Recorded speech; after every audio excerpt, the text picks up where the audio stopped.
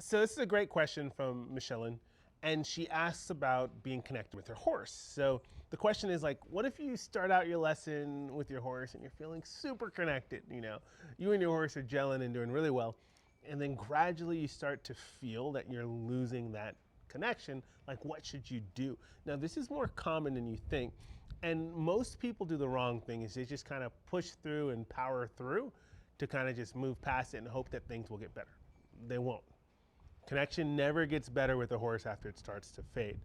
It only gets worse unless it's addressed. And so, with my Unbreakable Bond coaching students, one of the things that they will tell you, I tell them all of the time, is never move any further along than you and your horse are connected.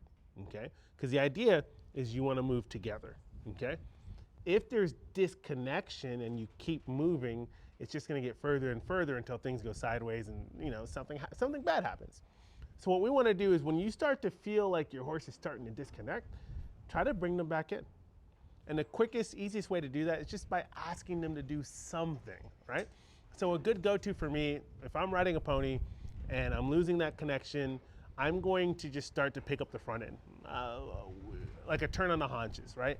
Get that horse to move that front end over and turn on that haunches. So I might say, hey, move over here with me. Move that front end. And then I say, let's move this way. Let's move that way. And then, that connection gets back to where we're moving together and I'm just picking up lightly on that rein and that horse is crossing over and moving for me. Then I know that we're on the same page and we've got that connection back. And now we can continue doing whatever it was that we were doing before. Horses get disconnected because they get distracted and they are more connected to something else other than you. And so that's what I mean when I say never move any farther than you're connected.